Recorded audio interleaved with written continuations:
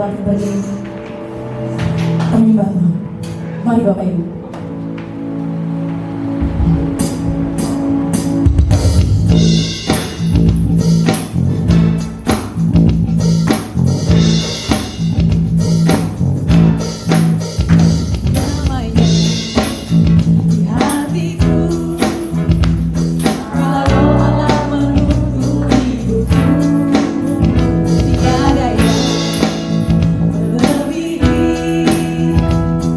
Sukacita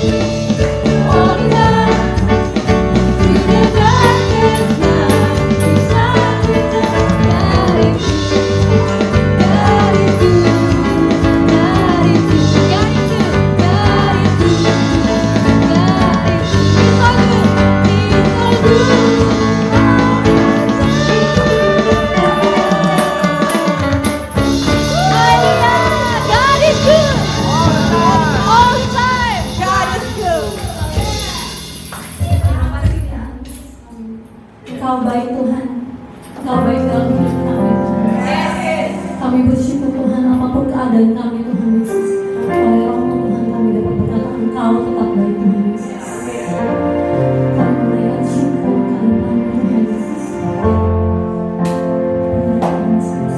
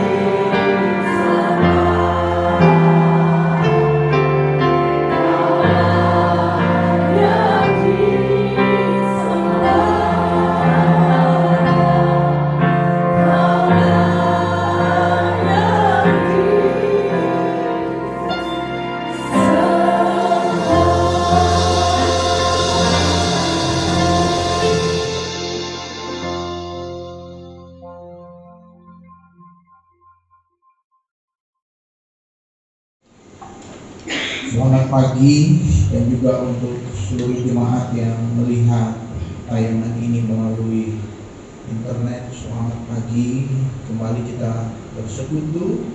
Dan saya ingin melanjutkan pembahasan saya mengenai Yesus yang adalah imam besar kita.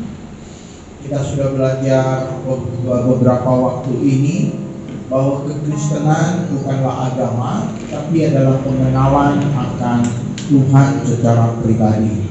Dalam Matius pasal 16, ketika Yesus bertanya, menurut kamu, murid-muridnya maksudnya, aku ini siapa? Di situ menjelaskan kepada kita bahwa Yesus tidak sekedar puas mereka mengikuti dia, tetapi Yesus ingin pribadi lepas pribadi itu mengalami Yesus secara pribadi, sehingga mereka bisa membuat pengakuan secara pribadi seperti Petrus, engkau adalah Mesias, anak Allah yang hidup. Nah, kekristenan adalah pengalaman pribadi dengan Tuhan. Alkitab bukanlah buku teologi, tapi Alkitab adalah buku tentang pengalaman-pengalaman pribadi dengan Tuhan.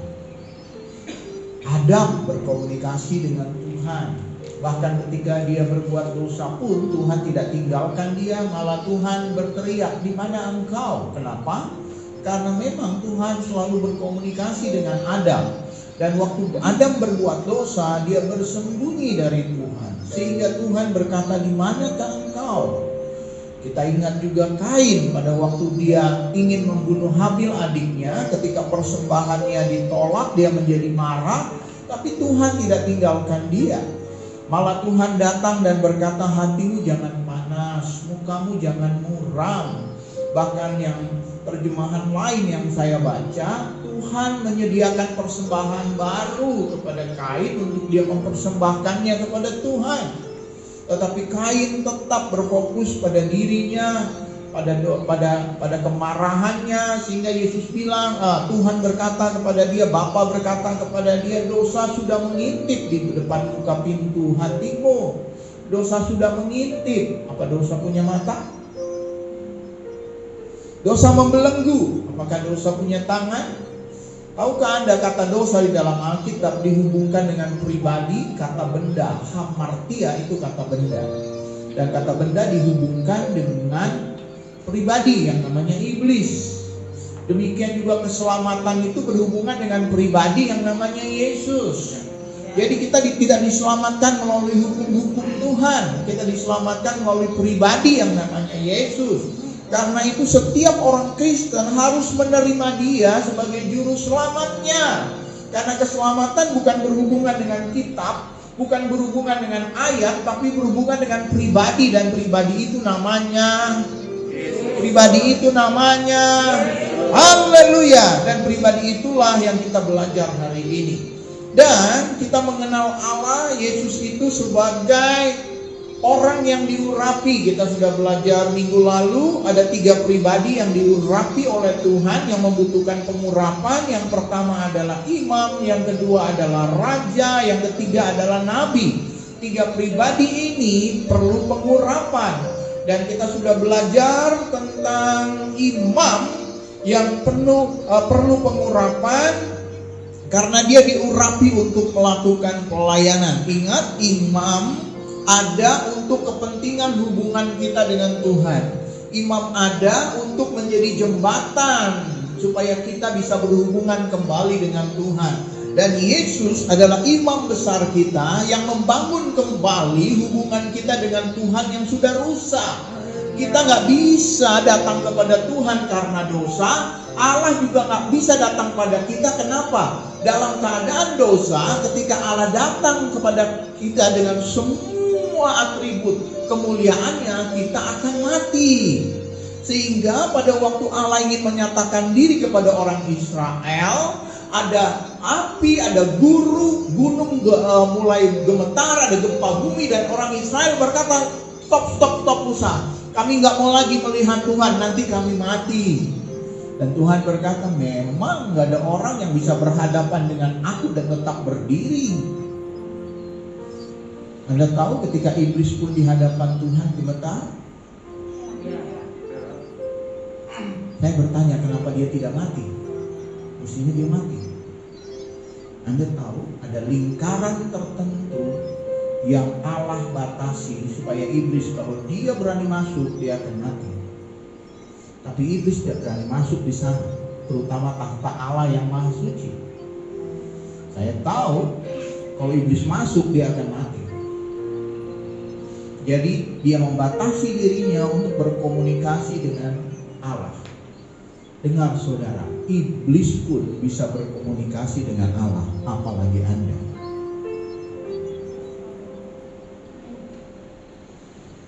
Dalam kasus Ayub kita belajar bahwa iblis datang ke dalam tahta Allah. Saya percaya itu bukan tahta penuh. Kalau itu tahta penuh, iblis akan mati di sana. Karena dia pribadi yang berdosa. Tapi tahta Allah, tahta tertentu. Paulus pernah mendapat penglihatan bahwa ada langit ketujuh. Dia bawa langit ketiga, tingkat ketiga, bukan langit ketujuh. Tingkat yang ketiga dari Firdaus. Saya tidak tahu tingkatnya sampai berapa. Nanti kita kesana kita tanya sama Yesus sendiri, karena Alkitab tidak menjelaskan secara detail. Tapi Paulus berkata ke tingkat ketiga dia naik. Dan saya percaya tingkat-tingkat itulah yang menyebabkan iblis aman ketika dia berbicara kepada Tuhan. Tapi kalau dia datang di hadirat Tuhan yang penuh, dia pasti terbakar dan mati. Karena Allah itu suci. Dan Yesus berkata, berbahagia orang yang suci hatinya, karena dia akan melihat Allah. Anda tahu untuk melihat Allah Anda perlu suci hatinya. Untuk mengalami Tuhan bukan memerlukan intelektual yang luar biasa, tapi memerlukan hati yang terbuka bagi Tuhan. Makin intelektual orang, makin orang tidak percaya adanya Tuhan sehingga menjadi ateis. Orang-orang pintar kebanyakan menjadi ateis. Bahkan orang pintar di dunia, paling pintar dianggap paling jenius di dunia ini adalah orang ateis. Anda tahu? Jadi untuk mengalami Tuhan bukan butuh kepandaian, butuh hati yang suci, hati yang haus akan Tuhan. Saya kembali kepada pengenalan akan Allah. Tahukah Anda bahwa pengenalan akan Allah yang mendasar adalah pengenalan akan Kristus? Mari kita lihat Ibrani pasal yang ke-5. Ibrani pasal yang ke-6 maksud saya. Ayat yang pertama berkata begini, sebab itu marilah kita tinggalkan asas-asas pertama dari ajaran tentang Kristus. Jadi ajaran tentang Kristus adalah asas yang pertama. Dan beralih kepada perkembangannya yang penuh. Janganlah kita meletakkan dasar pertobatan dari perbuatan yang sia-sia. Jadi dasar pertobatan dihubungkan dengan Kristus. Dan itu adalah dasar. Artinya seorang yang tidak bisa mengenal dasar ini tidak bisa bertumbuh kepada pertumbuhan yang selanjutnya. Seperti Anda tidak mungkin bisa masuk SMP tanpa melangkah SD. Anda nggak mungkin bisa masuk universitas kalau Anda nggak pernah bisa membaca, menulis, berhitung, nggak akan pernah bisa. Apalagi lulus, masuk aja enggak, apalagi lulus. Jadi banyak orang Kristen nggak bisa bertumbuh dewasa karena pengenalannya akan Kristus yang mendasar itu belum lewat. Dia mengenal Yesus dengan dasar yang sangat minim. Sedangkan Yesus perlu dikenal dari 3 pribadi ini, yaitu sebagai imam, sebagai nabi, dan sebagai raja. Oke, saya ingin melanjutkan lagi pengenalan sebagai imam. Katakan imam. Yesus adalah imam besar yang dipilih di antara manusia untuk kepentingan hubungan kita dengan Tuhan. Karena itu Yesus harus menjadi manusia. Ya, karena imam besar dipilih di antara manusia. Makanya Yesus harus menjadi manusia. Nah, saya ingin hubungkan bahwa pengenalan Yesus sebagai imam ini menjadi dasar kehidupan rohani kita untuk kita terus bertumbuh, menjadi dewasa. Ibrani pasal yang kelima, ayat yang ke-11 sampai 14. Saya membaca ayat 11 sampai yang ke-14. Di sini nasihat supaya kita menjadi dewasa, jangan murtad. Peringatan supaya jangan murtad. Nah, murtad di sini dalam istilah Alkitab bukan berhubungan dengan pindah agama lain, bukan berhubungan dengan itu saja. Tapi murtad juga berhubungan dengan berhenti percaya. Alkitab berkata kita berpegang teguh, berdiri dalam iman kita. Nah, murtad kita keluar. Kita keluar dari pengharapan kita, dari iman kita, dari kepercayaan kita. Berhenti untuk mempercayai Tuhan. Mungkin belum masuk agama lain, tapi sudah berhenti mempercayai Tuhan. Sudah berhenti berharap kepada Tuhan. Itu juga murtad.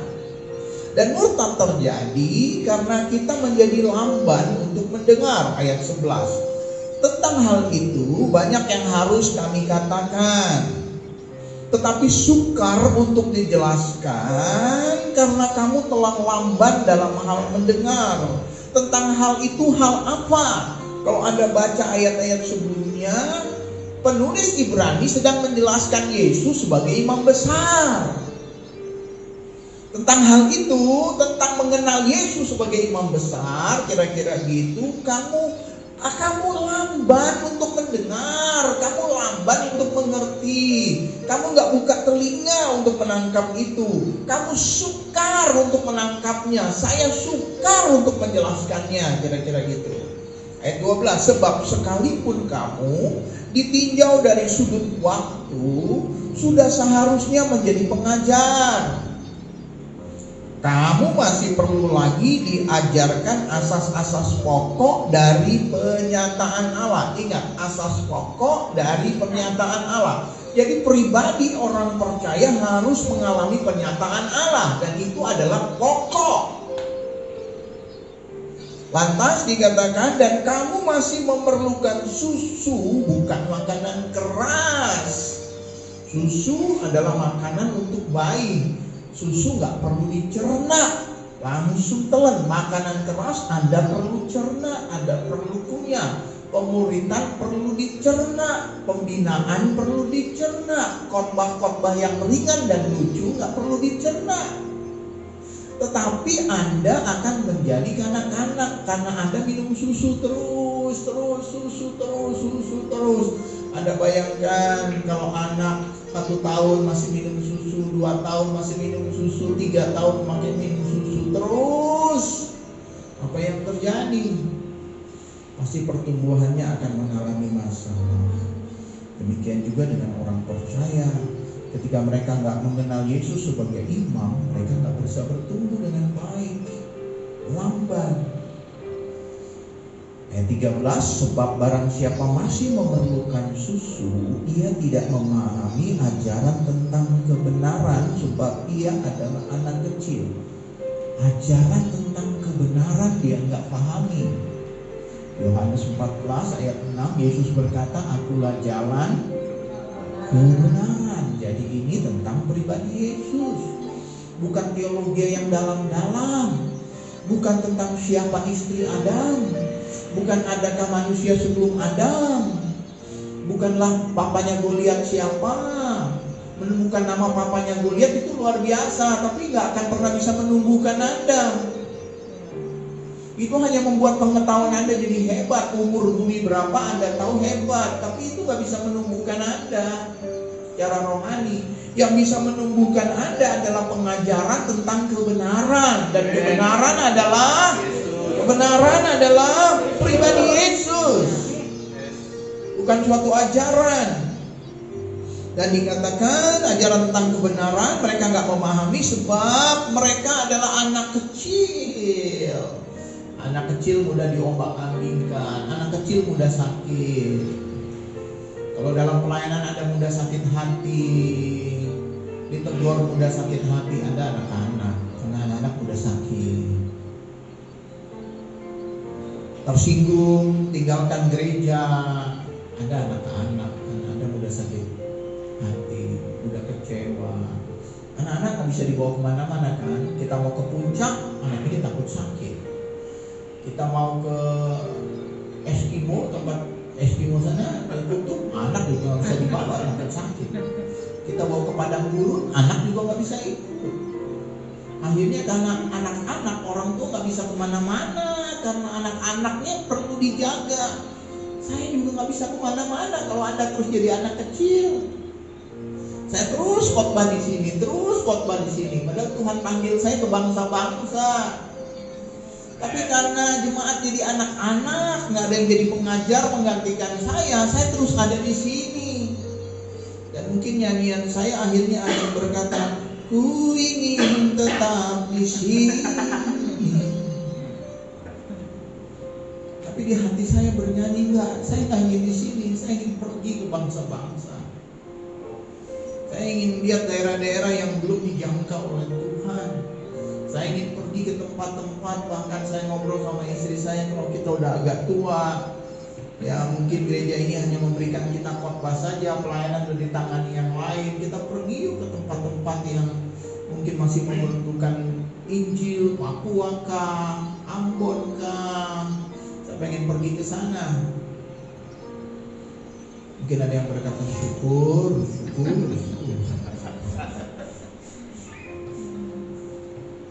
Ya, saya ingin pergi kepada bangsa-bangsa. Dan sebelum saya pergi, saya harus membereskan gereja ini. Anda harus menjadi dewasa dan menjadi pengajar. Halo. Amin. Anda disiapkan bukan sekedar untuk menjadi pendengar, duduk di sini, hanya duduk, diam, dengar, beri kolekte, pulang. Enggak. Anda disiapkan untuk menjadi pemimpin, pengajar, dan Anda bisa menjangkau bangsa-bangsa lewat kehidupan Anda secara pribadi. Dan 14, tetapi makanan keras adalah untuk orang dewasa. Mau makanan keras? Halo? Beda dengan susu. Makanan keras yang karena mempunyai panca indera yang terlatih. Punya panca indera. Orang yang dewasa punya panca indera. Anda tahu kegunaan panca indera? Penciuman untuk mencium bau busuk. Nah, Anda juga punya panca indera secara rohani untuk mencium dosa, untuk mencium pekerjaan iblis, untuk mencium adanya hal-hal yang tidak beres dari istrimu, dari suamimu, dari anak-anakmu, bisa dicium.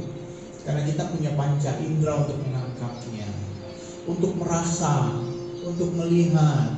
Anda bukan hanya melihat fakta kejadian, tapi Anda melihat behind, di belakang kejadian.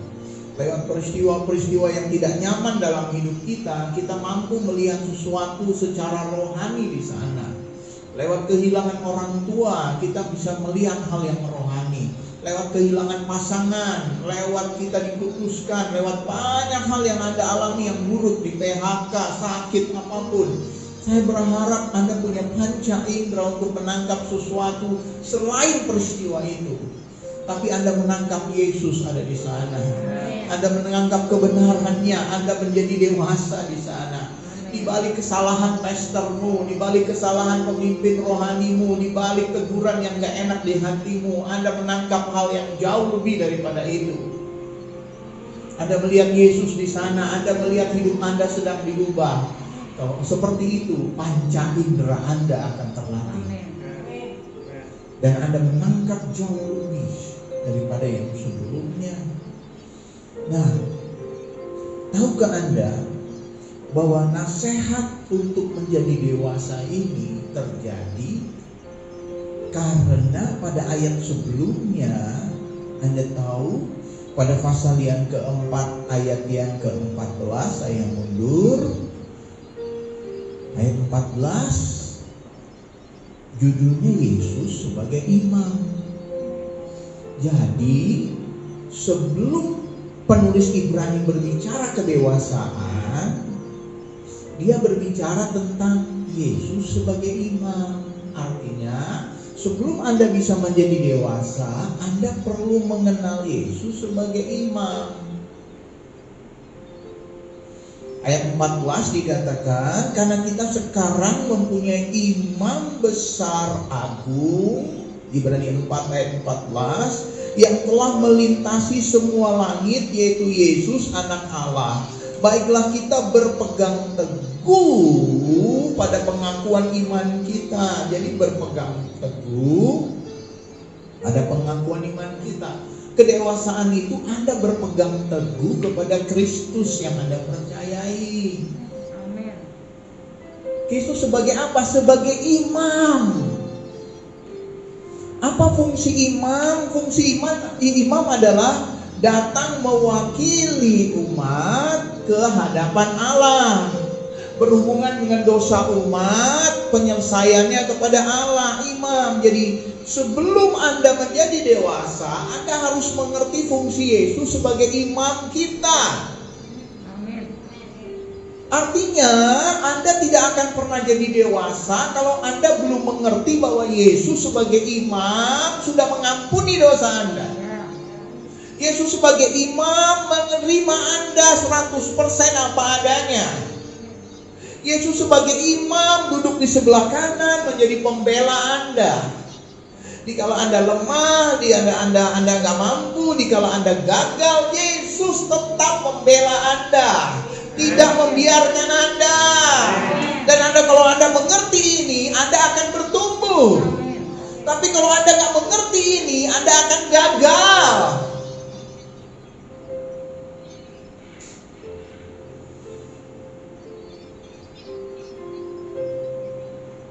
Pasal 5 ayat yang ke-10,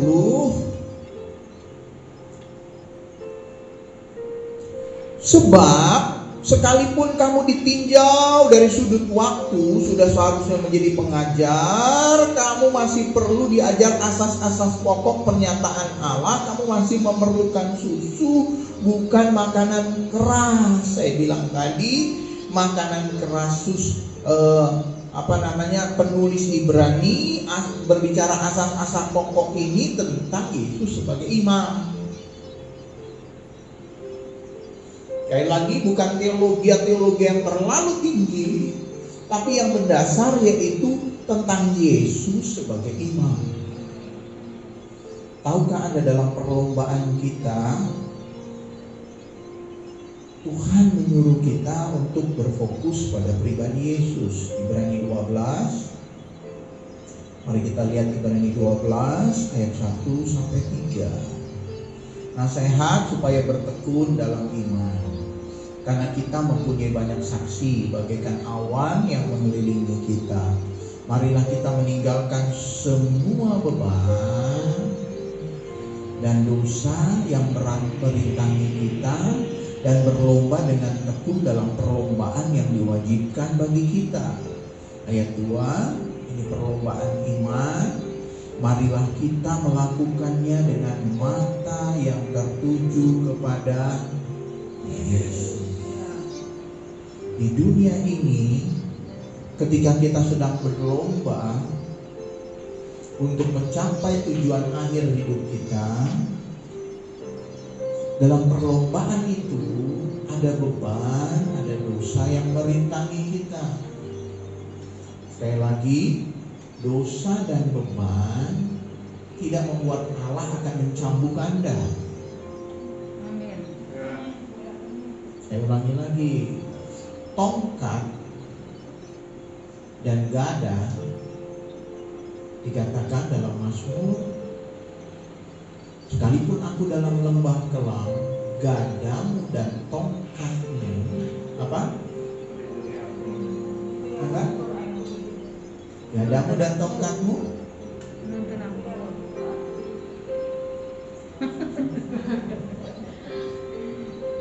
ya, itu kena. Coba buka ini. Biar sudah. Menuntun aku. Yes.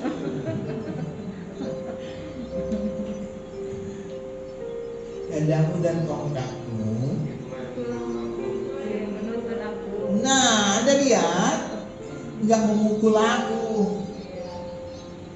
Gada dan tongkat Tuhan bukan untuk memukul Anda, memukul serigala.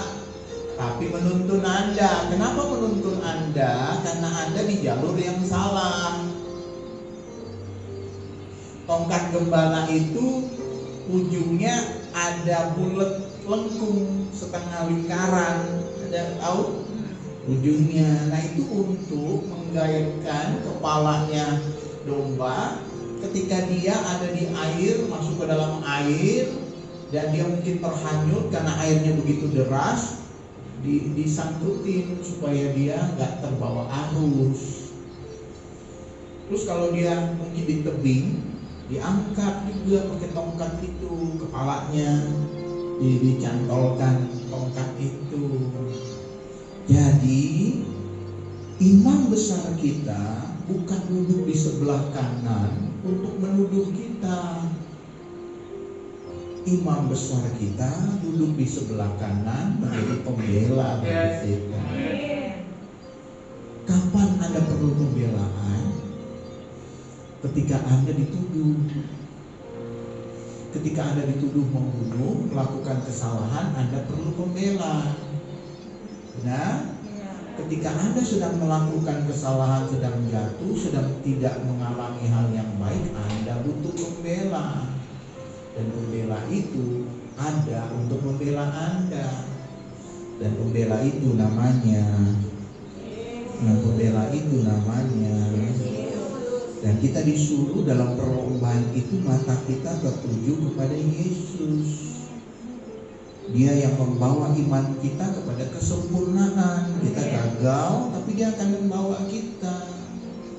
Mata kita tertuju pada Dia aja. Kita semua bisa gagal, saya pun gagal. Tapi ketika mata kita lagi melihat Dia, kita dituntun lagi. Dengan mengabaikan kehinaan, tekun memikul salib, ganti sukacita yang disediakan bagi kita. Hei, salib itu bagi Yesus, sukacita bagi kita. Tapi saya mengalami penderitaan, ya belum seberapa lah. Gak seperti disalibkan seperti Yesus kan. Tapi dalam penderitaan itu pun imam besar memberitahu, aku pernah ngalamin itu, jadi aku bisa menolong engkau. Dan ayat ketiga dikatakan, ingatlah selalu akan Dia, tekun menanggung bantahan sehebat itu terhadap dirinya dari pihak orang-orang berdosa, supaya kamu jangan menjadi lemah dan putus asa. Anda tahu menjadi lemah dan putus asa kenapa? Karena ketika surat Ibrani ini ditulis, masa penganiayaan orang-orang percaya itu dalam tingkat yang tinggi. Mereka dianiaya, dibakar hidup-hidup, digergaji, ditaruh di stadion dengan disaksikan ribuan orang, dan dilepaskan binatang buas, dimakan hidup-hidup, diterkam hidup-hidup, melihat istri mereka diterkam, anak-anak mereka diterkam, di penjara, tidak dikasih makan, kelaparan di situ.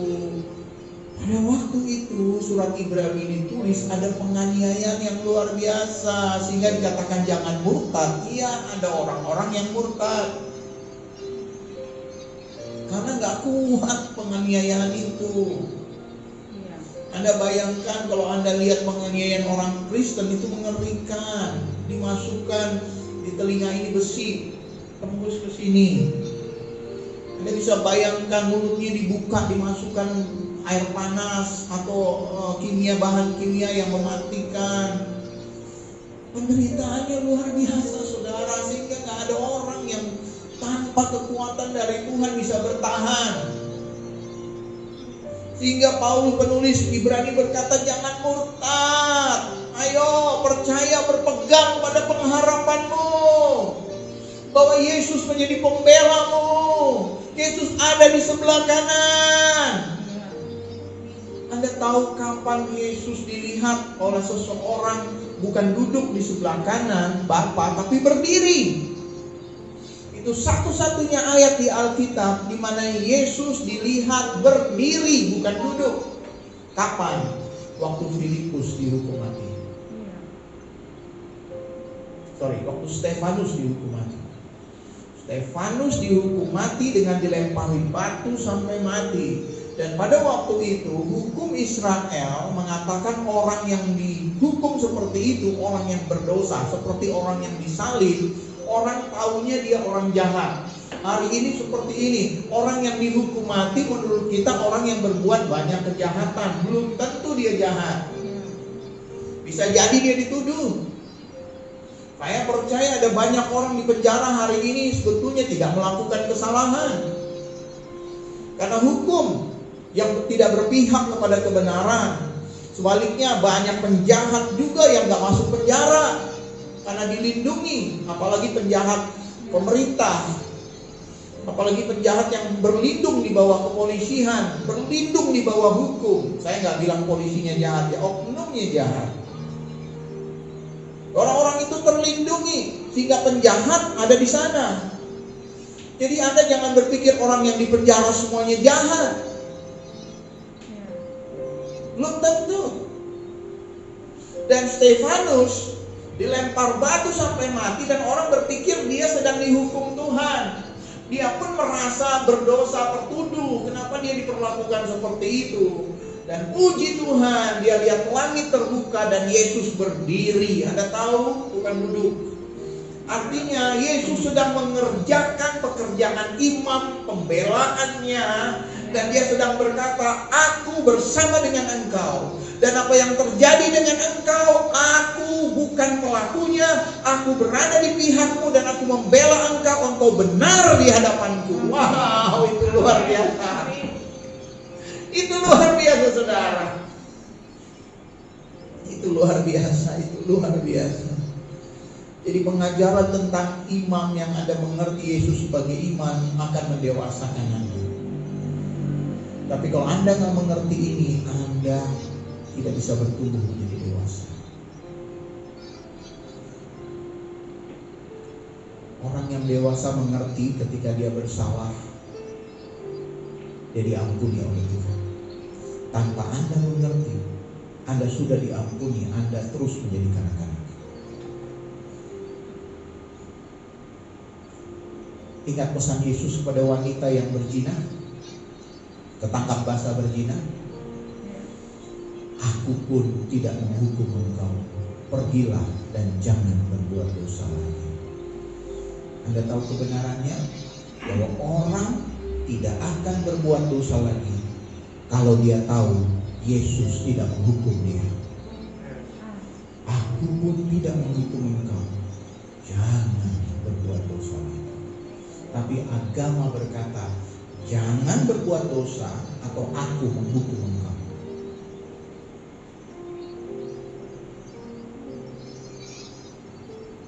Yesus tidak. Tahukah Anda yang menuntun kita kepada pertobatan bukanlah hukum, tapi kasih karunia Tuhan yang menuntun kita pada pertobatan. Jadi mengenal peran Yesus sebagai imam yang pertama membuat Anda bertumbuh menjadi dewasa. Anda menjadi dewasa ketika mengenal Yesus, pembela Anda dalam keadaan sulit, sukar, apapun. Anda berdiri teguh karena Anda tahu Yesus bersama dengan Anda, membela Anda, di pihak Anda. Di pihak Anda. Seorang yang terdakwa, dia akan tetap aman kalau pembelanya ada di pihak dia. Pembela ada di pihak dia untuk menolong, bukan menutupi kejahatannya, tapi kalau dia benar akan dikatakan benar. Dan kalau dia dihukum, si pembela ini mencoba untuk menurunkan hukumannya karena perbuatan baik yang dia sudah lakukan. Itu tugas pembela. Tapi dengar, Yesus bukan hanya membela menurunkan hukuman Anda. Yesus mengambil dosa Anda dan dihukum bagi engkau dan saya. Itulah imam besar kita. Haleluya. Yang kedua, yang terakhir, mengenal Yesus sebagai imam besar memberi pengharapan kepada kita. Membangkitkan pengharapan kita kepada Tuhan. Ibrani pasal yang ke-6. Ibrani pasal yang ke-6. Mari kita lihat ayat yang ke-9 mulai.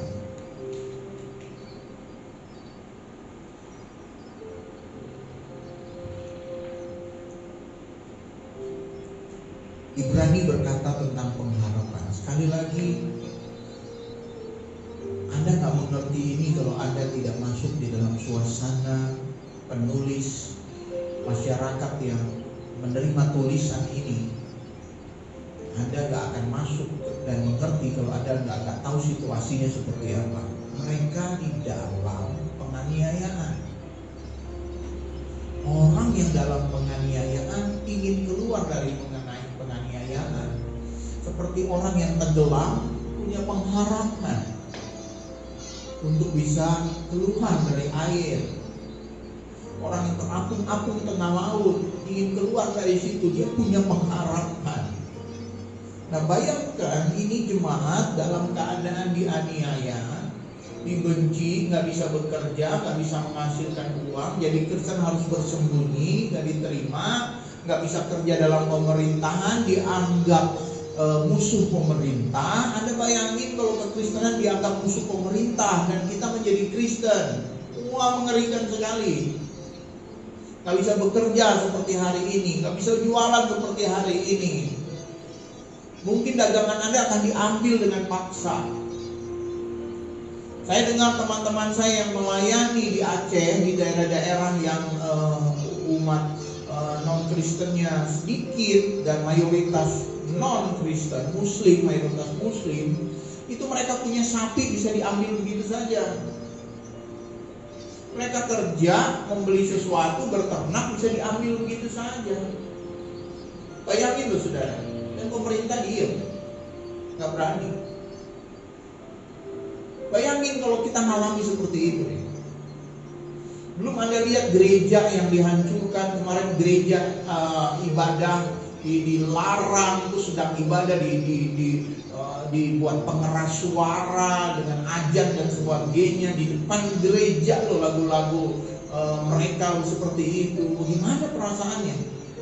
Nah, itu nggak seberapa.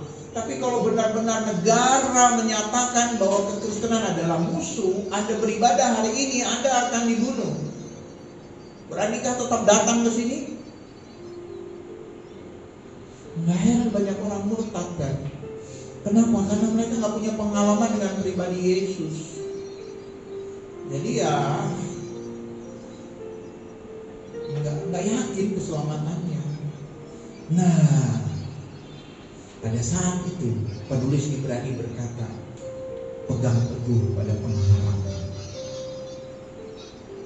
Ini penting, saya tutup dengan ini. Saudara perhatikan pengharapan ini. Pengharapan dalam ayat ini dikatakan seperti sauh yang kuat. Katakan sauh. Dan sauh yang kuat dan aman bagi jiwa kita. Jiwa kita. Perasaan. Jiwa itu perasaan, kemauan, pikiran, berhubungan dengan jiwa. Nah, bayangkan pada waktu mengalami penderitaan, jiwa kita bisa goncang, perasaan kita bisa hancur.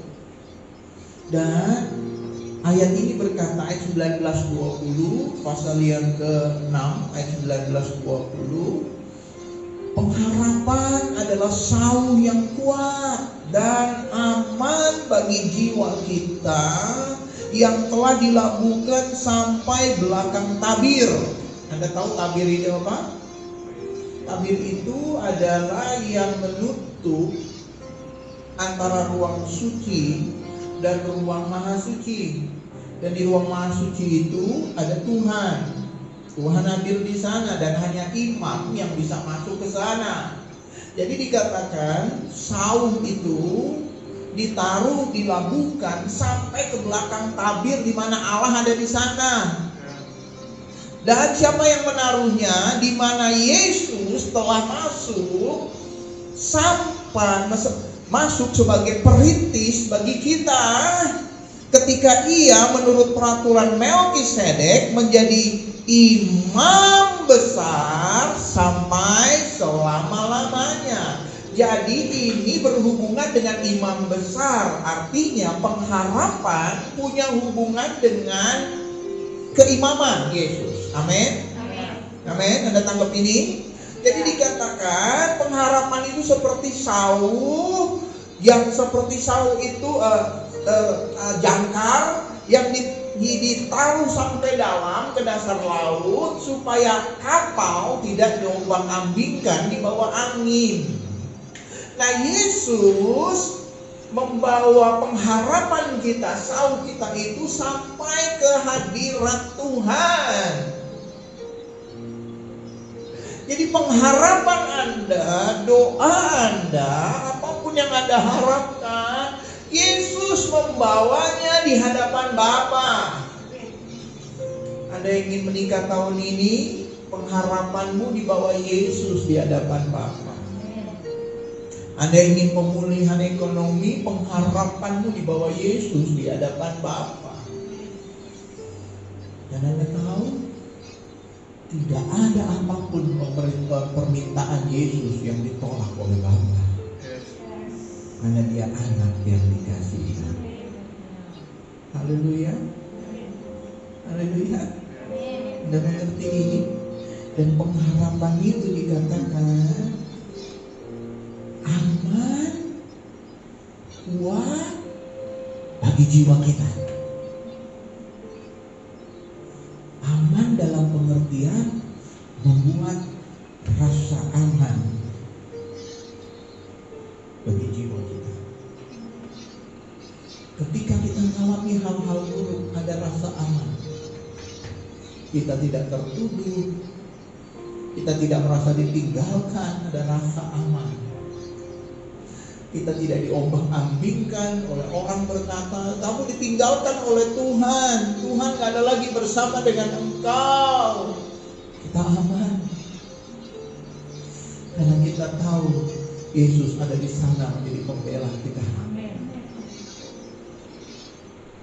Saul itu dilabuhkan sampai di hadapan Bapa. Aman dan kuat. Kuat artinya memperkuat iman kita, membuat kita kuat. Kita nggak diombang-ambingkan oleh apapun juga. Dan Anda tahu di sini Tuhan berbicara tentang Abraham, bapak orang beriman. Di sini, nah pada ayat yang ke-13, sebab ketika Allah memberi janjinya kepada Abraham, digambarkan Abraham, bapak orang beriman. Ia bersumpah demi dirinya sendiri karena ia tidak ada orang yang lebih tinggi daripadanya. Seperti Abraham diberkati, kita juga keturunan Abraham diberkati. Dan Tuhan berjanji memberkati dengan sumpah. Kalau orang dilantik untuk satu jabatan yang penting karena mempengaruhi banyak orang, kalau dia melakukannya dengan salah, dia perlu disumpah kan. Dia disumpah atas nama siapa? Pasti yang lebih tinggi, atas nama Tuhan. Nah, kalau Tuhan bersumpah, yang lebih tinggi dari Tuhan siapa? Nggak ada. Tuhan jadi bersumpah demi siapa? Demi dirinya, karena nggak ada yang sejajar dengan dia. Anda mengerti ini? Kenapa? Karena gak ada yang sejajar dengan dia. Kalau Tuhan bersumpah demi Tuhan, berarti ada yang lebih tinggi lagi dari Tuhan. Kalau Tuhan bersumpah demi dirinya, kenapa? Karena gak ada yang lebih tinggi daripada dia. Dan Tuhan bersumpah kepada Abraham, kepada kita juga, bahwa dia pasti memberkati kita. Dia pasti menolong kita. Seperti kepada Abraham, dia berkata, sesungguhnya aku akan memberkati engkau dan membuat engkau sangat banyak. Tangkap ini untuk saya. Katakan ini untuk saya. Katakan amin ketika saya berkata ini. Tuhan bersumpah, sesungguhnya aku akan memberkati engkau berlimpah-limpah dan membuat engkau sangat banyak. Sesungguhnya aku akan memberkati engkau berlimpah-limpah dan membuat engkau sangat banyak. Sesungguhnya aku akan memberkati engkau dan membuat engkau berlimpah-limpah. Aku akan memberkati engkau. Amin. Nah, lu percaya itu. Dan itu pengharapan. Pengharapan itu ada di depan kita. Artinya di masa depan, kata Alkitab. Saya gak berharap menikah, saya sudah menikah. Saya gak berharap punya anak, saya udah punya anak. Yang berharap menikah itu ya aja. Yang berharap menikah itu Mike, benar gak? Karena belum, karena pengharapan itu ada di depan. Nah, dikatakan bahwa dalam pengharapan itu dia berkata, sesungguhnya aku akan memberkati pernikahanmu, aku akan memberkati pekerjaanmu, aku akan memberkati engkau. Tangkap itu saudara. Waktu saya baca ini, seperti Tuhan berbicara kepada saya di hati. Saya baca ini di busway waktu mau ke Bellagio mau rekaman, dan di hati saya Tuhan berbicara itu untuk kamu. Saya menangis, yes Lord, thank you. Dan saya berapa kali dapat penglihatan itu. Tuhan memberkati dari awal panggilan Tuhan pun saya sudah dapat pewahyuan Tuhan bahwa engkau akan diberkati. Tapi saya menanti itu janji Tuhan seperti yang sepenuhnya sampai hari ini. Dan terakhir saya ingin Anda melihat bagaimana Abraham disuruh Tuhan menanti janji itu. Dikatakan dengan iman dan kesabaran.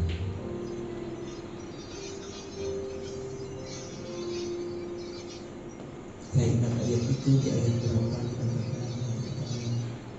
dengan iman dan kesabaran.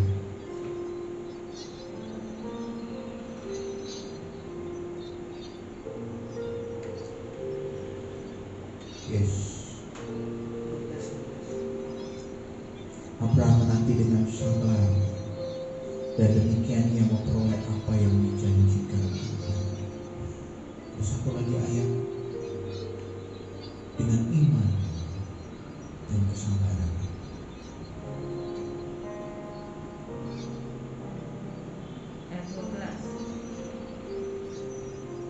Yes, betul. Ayat 11 dikatakan bahwa pengharapanmu menjadi milik yang pasti sampai akhir. Anda tahu pengharapan Anda akan jadi kepastian. Amin. Dan akan jadi milik yang pasti bagi Anda, agar kamu jangan lamban. Ini berhubungan dengan sikap anak-anak tadi, lamban, tetapi menjadi penurut-penurut mereka yang oleh iman dan kesabaran mendapat bagian dalam apa yang dijanjikan Allah. Iman dan kesabaran mendapat bagian dalam apa yang dijanjikan Allah. Lantas seterusnya berbicara mengenai Abraham. Artinya begini saudara, seperti Abraham punya iman dan punya kesabaran sampai janji Tuhan digenapi, kita juga harus seperti ini. Punya iman, punya kesabaran. Ajar, sabar, ada waktunya kamu akan menikah. Amin. Baik. Semua indah pada waktunya. Dia punya iman untuk menikah, tapi perlu kesabaran. Amin. Elus dan Anas, Anda punya iman untuk menikah, Anda juga perlu kesabaran. Oke. Jangan beriman punya anak dulu, menikah dulu. Itu ada langkahnya. Kalau iman punya anak tanpa pemberkatan, nenek bilang itu berbahaya. Ya. Iman dan kesabaran. Anda punya iman dan Anda punya kesabaran. Ada lagu yang berkata sabar dalam susah suka, sabar Tuhan ada sertamu. Sabar, sabar. Yang namanya sabar, iya saya ada.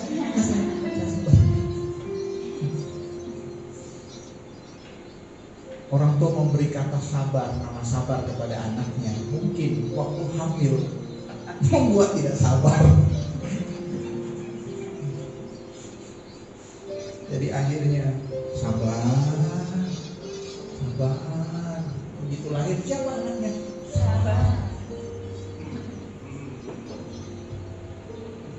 Sabar dalam susah suka,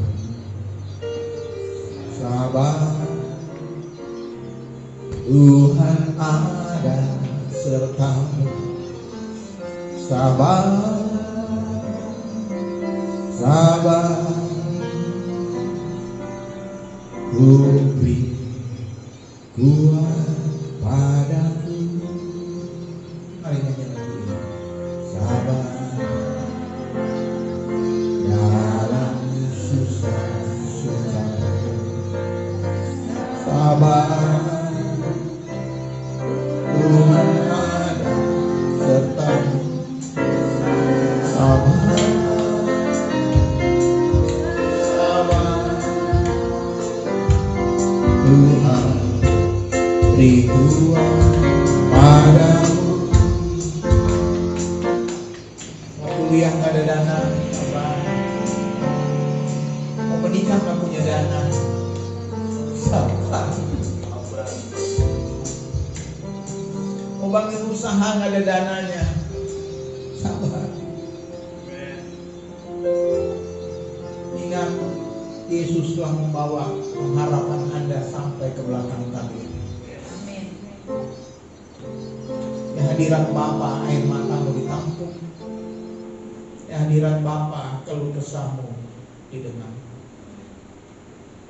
Apapun yang terjadi dalam hidup ini, tak pernah meragukan kasih-Mu Tuhan.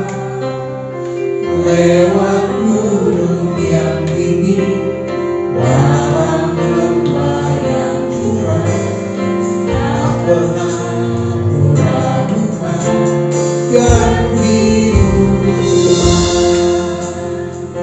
Kau berfirman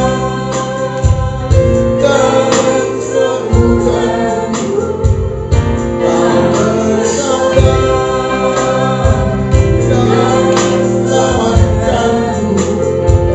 Tiada yang mustahil bagimu, Yesus, ku percaya padamu.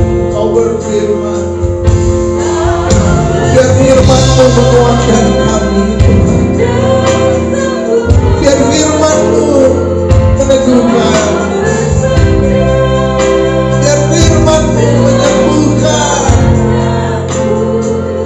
Tiada yang mustahil bagimu, Yesus, ku percaya padamu. Anda lihat di tengah ayat ini yang berhubungan dengan pengharapan. Pada ayat yang ke-10, Anda perhatikan nasihat penulis Ibrani kepada orang-orang yang mendapat surat ini. Allah bukan tidak adil. Mungkin mereka merasa Allah tidak adil, sehingga Ia lupa pekerjaanmu dan kasih-Mu yang Kau tujukan kepada namanya. Jadi orang-orang ini dalam penderitaan, mereka tetap menunjukkan kasih-Nya kepada Tuhan dalam pekerjaan pelayanan mereka. Anda lihat itu? Dikatakan sebab Allah bukan tidak adil, sehingga Ia lupa akan pekerjaan dan kasih-Mu yang kamu tunjukkan terhadap namanya oleh pelayanan kamu kepada orang-orang kudus yang masih kamu lakukan sampai sekarang. Dengar saudara yang dikasihi Tuhan, yang ada di tempat ini atau yang menonton secara online, dalam kesabaran Anda, dalam penderitaan Anda akan tetap bertumbuh kalau Anda tetap berfokus kepada Yesus dan tetap melayani Dia seperti yang telah dipercayakan kepada Anda. Dan pelayanan itu harus dilakukan dengan kasih. Dikatakan mereka tetap melakukan pelayanan dalam kasih. Dan mungkin mereka merasa tidak adil. Tuhan, aku sudah mengerjakan ini, kok aku nggak diberkati. Orang yang gak pelayanan diberkati. Orang yang gak datang ke gereja, bahkan datang ke gereja Senin Kemis, jarang-jarang diberkati. Aku enggak. Aku merasa gak adil, Tuhan. Dan dia berani berkata, sabar, berpegang teguh bahwa engkau punya imam besar, itu Yesus yang membelamu. Dia mengerti jerih payahmu. Dia mengerti kasihmu yang kau tunjukkan pada pelayanan. Dia berkata, apapun pelayanan engkau, Tuhan memperhatikan. Amin. Kalau kejahatan punya hukuman, rasa kebaikan tidak ada upah. Kalau enggak, Allah tidak adil. Kalau kejahatan punya upah, yaitu penderitaan, kebaikan pun punya upah, yaitu berkat. Walaupun kalau itu terjadi bukan karena kita baik sempurna, tapi Allah yang baik bagi kita. Jadi percayalah,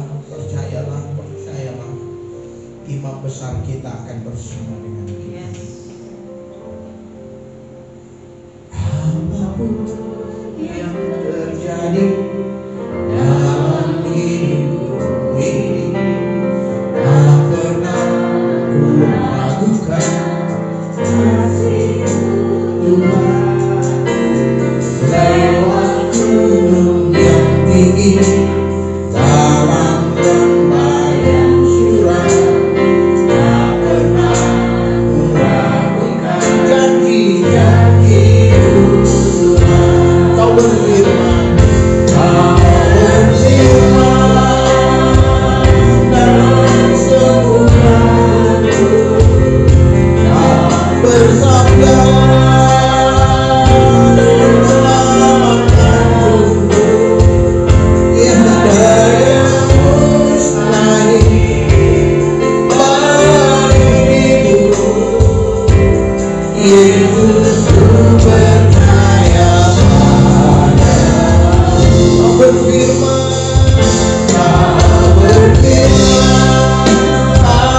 dalam sempurna-Mu, kau bersabda, kau selamatkanku. Tiada yang mustahil bagimu, Yesus, ku percaya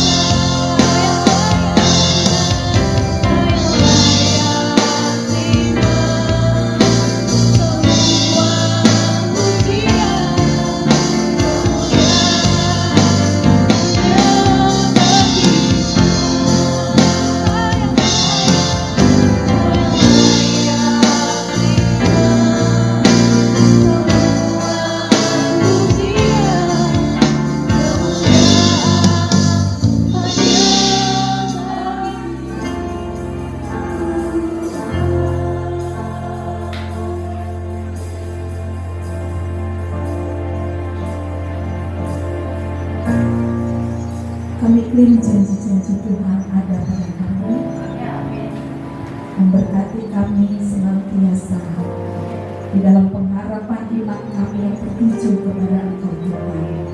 Dan mata kami bisa melihat anugerah-Mu tercurah kepada setiap kami anak-anak-Mu yang membutuhkan pertolongan, pengharapan kami dalam doa kami, dalam tangisan kami, dalam setiap pergumulan kami. Karena kami tahu ada Engkau yang menyertai hidup kami.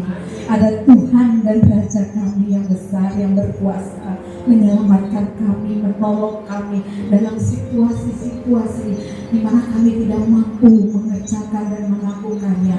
Tetapi ketika kami mengangkat tangan Sama seperti Musa ketika mengangkat tangan di hadapan-Mu, Engkau mengambil alih semua peperangan kami, Engkau mengambil alih semua musuh-musuh kami, dan Engkau menundukkannya di bawah kaki-Mu Tuhan.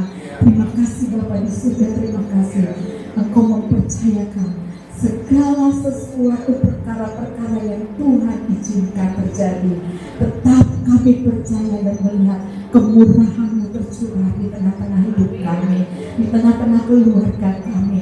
Engkau mempersenjatai kami, memperlengkapi iman kami dengan firman dan kebenaran-Mu Tuhan, supaya kami kuat, mampu melihat hal-hal yang besar yang akan Tuhan kerjakan di dalam kehidupan kami. Terima kasih Bapa di surga, terima kasih. Kami menyatakan doa kami ini di dalam satu nama yang kudus, nama yang berkuasa, nama yang menciptakan segala sesuatunya, nama yang mampu melepaskan kami dari setiap pergumulan-pergumulan kami Tuhan. Terima kasih Tuhan Yesus, terima kasih. Kami berdoa Tuhan untuk bangsa kami. Kami tetap percaya Tuhan, lawatan Tuhan untuk setiap negeri kami ini Tuhan. Engkau mampu mengerjakan hal-hal yang tidak kami lihat. Engkau mampu melakukan untuk hal-hal yang kami tidak sanggup dilakukan. Engkau mampu Tuhan Yesus mengerjakan dan membuka jalan untuk setiap hal-hal yang baik yang datangnya dari Tuhan untuk tercurah di tengah-tengah bangsa kami ini. Dan kami akan melihat awan kemuliaan itu ada di tengah-tengah bangsa kami, menghancurkan setiap kegelapan yang ada Tuhan, menghancurkan setiap kejahatan yang ada di tengah-tengah bangsa kami ini, dan semua anak panah si jahat akan dilumpuhkan oleh karena kuasa darah Yesus yang ada di tengah bangsa kami ini. Dan dalam nama Tuhan Yesus Kristus, Tuhan Engkau memakai setiap pahlawan-pahlawan-Mu. Engkau berbicara di mulut mereka. Engkau berbicara tentang kebenaran-Mu Tuhan di hadapan mereka. Dan Engkau mematahkan setiap hal-hal yang berkaitan dengan sihir-sihir, ilmu-ilmu teluh yang ada di tengah-tengah bangsa ini. Engkau katuk setiap mulut-mulut singa yang mengaum, yang memperlihatkan giginya. Tetapi kami berkata, Engkau tidak punya hak, Engkau tidak bisa lagi berbicara, hai iblis, dengar. Engkau juga tidak akan bisa melakukan sesuatu untuk bangsa ini. Karena kami percaya Tuhan kami yang besar, berkuasa atas bumi dan langit ini. Kami katakan, kami perintahkan, hanya di dalam nama Yesus kami mengusir setiap kejahatan, kami mengusir setiap pekerjaan-pekerjaan iblis, dan kami datangkan, deklarasikan kemuliaan Allah terjadi di tengah-tengah bangsa kami. Keselamatan datang di tengah-tengah bangsa kami yang mencari Tuhan, yang rindu melihat Tuhan, yang rindu melihat kebenaran Tuhan ada di tengah-tengah mereka Tuhan.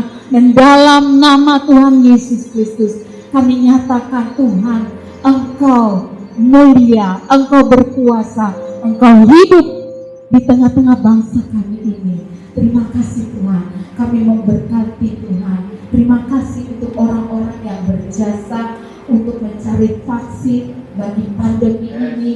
Tuhan, kami berterima kasih, Engkau memberkati bangsa kami ini. Terima kasih Tuhan, ada orang-orang yang memiliki hati, bekerja keras, memberi diri mereka, berkorban untuk melakukan sesuatu. Tuhan, kami melepaskan hikmat-hikmat Tuhan bekerja mengalir di hati mereka, di pikiran mereka, sehingga Tuhan apa yang dikerjakan untuk menghancurkan, mengalahkan penyakit pandemi ini Tuhan Engkau melakukannya bagi mereka. Ilmu-ilmu yang Tuhan berikan kepada mereka jadi sesuai dengan kehendak-Mu Tuhan. Dalam nama Yesus Kristus, kebaikan Allah itu nyata mengalir, kesembuhan lewat apa yang Tuhan kerjakan. Dalam nama Yesus kami katakan terjadi sesuai dengan kehendak-Mu. Kami bersyukur Tuhan, kami bersyukur. Kami katakan Tuhan, Engkau Allah ada di pihak kami. Allah, Engkau ada di pihak kami. Mengalirkan kesembuhan bagi mereka yang terkena virus corona. Mengalirkan kesembuhan bagi mereka Tuhan. Mengalir kekuatan bagi mereka yang bekerja, perawat, dokter-dokter. Mengalir kuasa, kesembuhan, kekuatan, mujizat Allah terjadi saat ini, waktu ini. Apa yang ada di hati, pengharapan mereka terjadi dalam nama Yesus Kristus. Terima kasih Tuhan. Kami memberkati Bapak Presiden Joko Widodo. Apapun Tuhan yang kami dengar, yang kami lihat, Engkau sudah memilih Dia untuk membangun negeri ini dengan kebaikan-kebaikan-Mu yang Engkau taruh di hatinya. Biar hikmat Allah, kebaikan, kasih karunia Allah menyertai Presiden kami dan juga orang-orang yang Tuhan pilih untuk membangun bangsa kami ini. Dia punya hati takut akan Tuhan, punya kebaikan Allah, punya hati Allah di dalam hidup mereka, sehingga ketika mereka bekerja untuk bangsa ini, mereka takut akan Tuhan, mereka tahu apa yang mereka kerjakan. Dan Tuhan, Engkau mengasihi mereka, mengasihi Presiden kami. Terus Tuhan, Engkau beri perlindungan di dalam Presiden dan keluarganya. Beri perlindungan-Mu Tuhan, di dalam nama Yesus Kristus. Kami memberkati Tuhan jemaat kami, gereja kami, dengan segala apapun. Tuhan, tambahkan jiwa-jiwa yang berhilang, bawa mereka Tuhan. Kami percaya Engkau mengasihi mereka. Kami memberkati gereja ini, biar buah-buah kehidupan pelayanan kami semakin terlihat.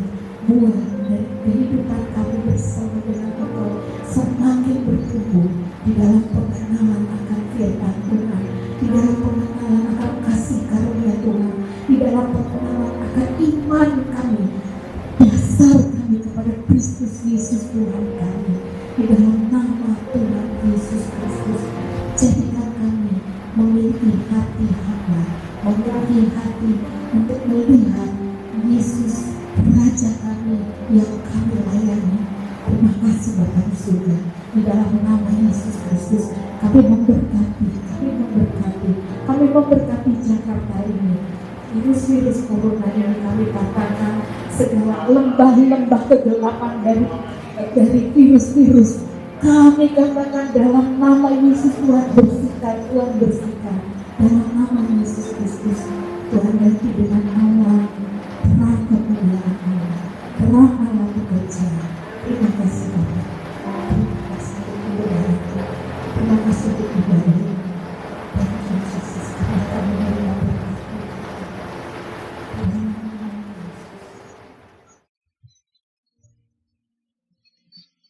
Jemaat yang dikasihi Tuhan, terimalah berkat dari Bapa di surga, dari Tuhan Yesus Kristus, dan dari Roh Kudus, ketiga yang esa, memberkati roh tubuh jiwamu tidak bercacat Tuhan, sampai Dia menjemput kita kali yang kedua.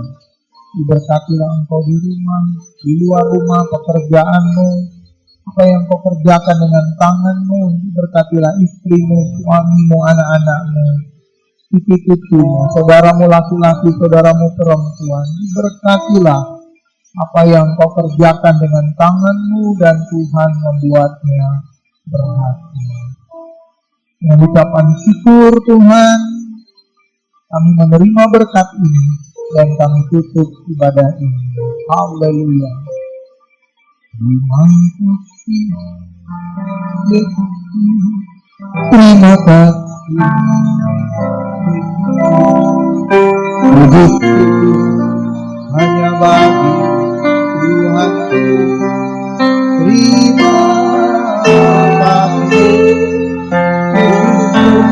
Terima kasih Yesus, terima kasih Yesus, hanya bagi terima kasih Yesus, terima kasih Yesus,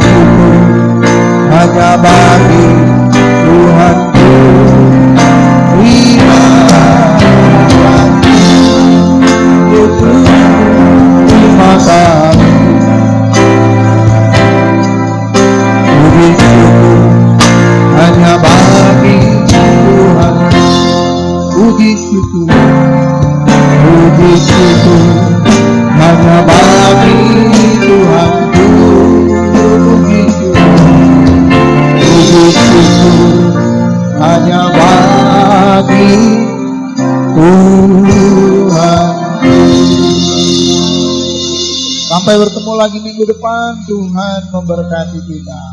Amin.